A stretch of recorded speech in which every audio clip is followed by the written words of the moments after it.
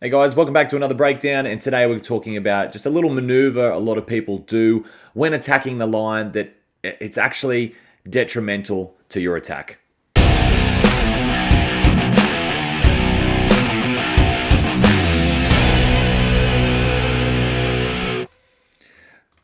So a real quick one today. We're talking about the sweeper, and this is just look. It happens a lot. I'm probably guilty of it as well. But it's something that while you feel like you're tricking the defense and trying to catch them off guard, it actually hurts your team. Now, especially in some sort of more intermediate or beginning stages. So we have our two middles here. Firstly, we're just going to go through the sweeper. Now, the idea is with this link coming around, he wants to be attacking this player here who needs to make the touch.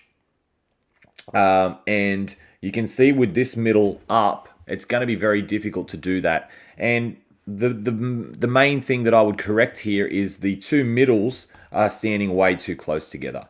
If the high middle defender spreads his arms, he could probably touch them both at the same time. So that would be the first sort of little correction that I would make. And then we see the dump. Now the good middle's coming up. Now we have both middles up. Now that is ideal.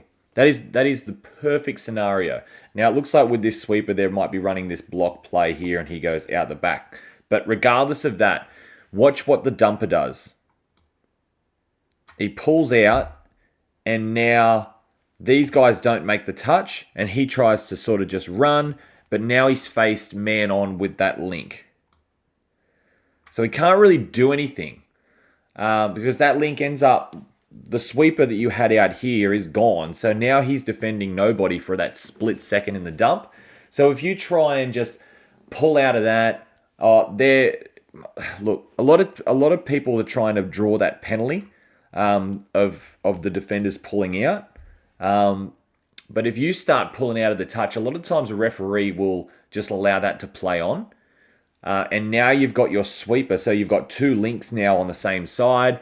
You've bent all out of shape. You've sent a sweeper around for no reason. And yeah, I just don't understand what... I know it's a split-second decision you've got to make, but I think you really need to get in that discipline of making sure when we're running that sweeper that we bite the bullet and we get that ball on the ground.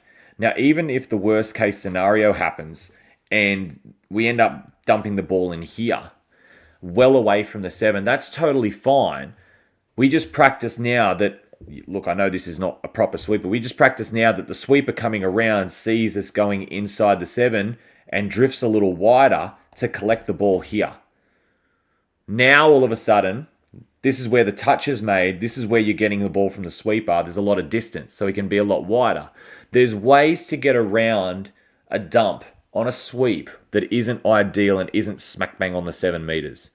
But the last thing we want to be doing, now of course this is CHS, this is a New South Wales schools team, this is a very, very sort of elite youth team that probably can get out of trouble here more often than not. But now, like, you never really want to be in this situation unless you are a well-drilled team that can get out of scenarios like that know what to do when things go wrong. When you're an up-and-coming team, you just want to try and avoid this. And you can see here what happens. Everyone's sort of out of shape. There's a bit of confusion. And he ends up just taking the touch. And now we've wasted now we've wasted one touch. And the mathematics of a set of 6 attacking the line is you get one attacking move that's on touches 1 with the dump and 2, which is the strike, which is playing at the line. Your next play is touch 3 for the dump and touch 4 for the attack of the line or the ball playing.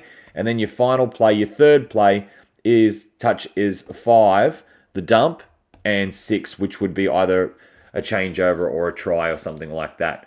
And if you burn one touch, like let's just say you've burnt that touch, now it becomes 2 and 3, 4 and 5, and then just 6. Now you can only run the 2 plays. So that's why we don't want to burn any touches. We want to use 6 touches 2 for each play. Now, unless you're running, of course, if you're running a second phase off that, that is different. But now, let's say that was touch 1. Their next strike dump is going to be on touch 2. So that play would be 2 and 3. Unless you save a touch somewhere in your set, you're only able to run 2 plays now. And then you are going to get caught eventually on the 5th touch, which you can now not dump the ball. So you have to do a little bit of ad-lib. But as you can see, once they burn the touch, they sort of sort themselves out now. And they just run that sweeper again. And these guys are smart enough. Like, this was the link sweeping around before. These guys have played long enough to understand what to do in different roles. And they finally run that sweep with the dump. And it's just a try. He's offside.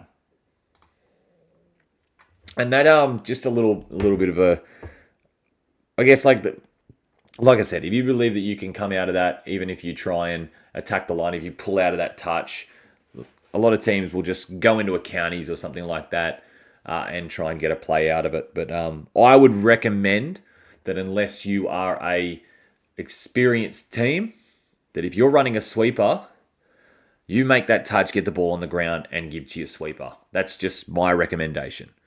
But thanks for watching, guys. I really appreciate it. There's no one else that works on this channel. Keep watching it. It's really good for the channel. Subscribe, do all that sort of stuff. I'll keep making videos, and yeah, we'll see you on the next. See you next week.